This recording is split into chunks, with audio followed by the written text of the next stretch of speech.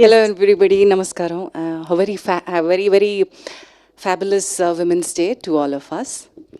23 అద్భుతమైనటువంటి ఒక కాన్సెప్ట్. రాజ్ గారు నిజాయితీ గల ఫిల్మ్ మేకర్ అండి. Is a very honest film maker.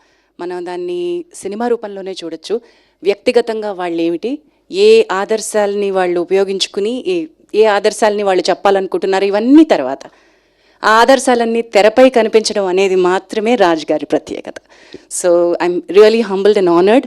అత్యద్భుతమైనటువంటి ఒక సినిమా తీసినందుకు, ఆ సినిమాలో నాకు మళ్ళీ ఒక భాగం నేను తిరిగి ఆ క్యారెక్టర్ చేయడానికి అనుకూలంగా ఉండేంత వరకు వెయిట్ చేసి ఆ క్యారెక్టర్ నాకు ఇవ్వడం. Thank you so much Raj గారు for the belief in me. And Beena గారు మళ్ళీ ఇందాక చెప్పినట్టు ఆ వ్యక్తులు, వారి ఆదర్శాలు, వారి జీవితాలు ఇలా వారి వర్క్ కనిపిస్తుంది. వ్యాస్ గారి రూపంలోనో ఇంకెవరి రూపంలోనో బీనా గారి వర్క్ కనిపిస్తుంది. కానీ వారు చేస్తున్నటువంటి తెర వెనక పనిని తెరపైకి తీసుకురావాలనే సాహసం మళ్ళీ రాజుగారు చేస్తారు. ఈ నిజాయితీ గల వ్యక్తుల్లో ఉన్న ప్రాబ్లం ఏంటంటేనండి, దే విల్ వాంట్ నిజ జీవిత కథలు.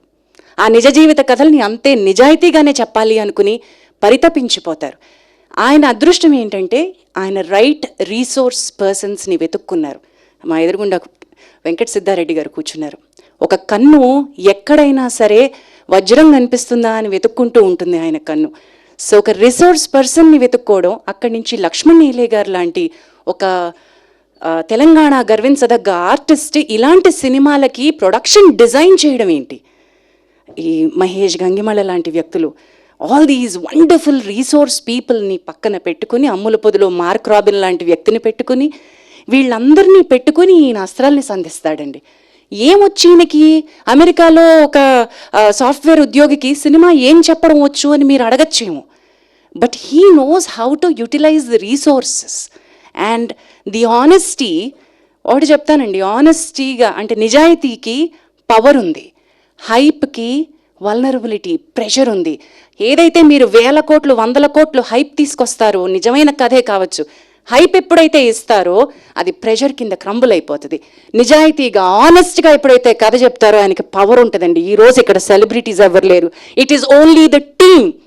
ఈరోజు ఇక్కడ గర్వంగా చెప్తున్నా 23 టీమ్ మాత్రమే మాట్లాడుతుంది. We don't require anybody else to come and endorse us. ఈ సినిమాలో దమ్ముంది, నిజాయితీ ఉంది అని నమ్మేటువంటి ప్రేక్షకుడు వెతుక్కుని వస్తాడు. మా మల్లేశం సినిమా అన్ఫార్చునేట్లీ ఈ టాక్టిక్స్ రానటువంటి టైంలో, ఏదైతే మన మీడియా స్ట్రాటజీస్ లేనటువంటి టైంలో సరిగ్గా ఆ సినిమాని రిలీజ్ చేయడానికి కావాల్సినటువంటివి పారామీటర్స్ రాజుగారికి అది ఫస్ట్ సినిమా అవ్వడంతో, అప్పటికి ఇప్పటికీ రాజుగారి మాటలు కానీ ఆయన కైండ్ ఆఫ్ విజన్ కానీ కొంచెం స్లైట్లీ బెటర్ అయ్యారు. అంతకుముందు అసలు మునిలాగా మాట్లాడేవారు కాదు. Now is able to speak at least.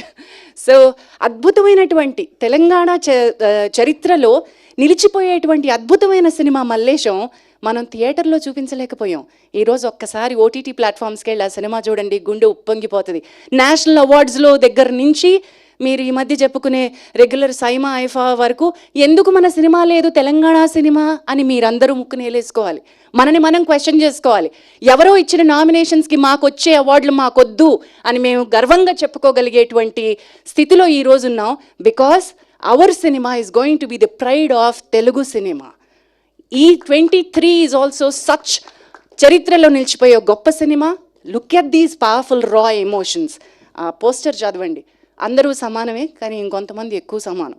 So George Orwell గారి అన్ని సినిమాలు సమానం మా మీడియా మిత్రుల దృష్టిలో, కానీ కొన్ని సినిమాలు ఒక రకమైన సమానం. ఈ సినిమా మాత్రం అలాంటి సినిమా, అలాంటి జాబితాలో పడకుండా మా ప్రేక్షకులందరూ కూడా డెఫినెట్లీ థియేటర్స్లో చూసి మంచి సినిమా చూసాము, మార్పు చైతన్యం కోసం నాంది పలికే సినిమా చూసాము అని కోరుకోవాలని, ఒక ఆశించాలని కోరుకుంటూ థ్యాంక్ యూ సో మచ్.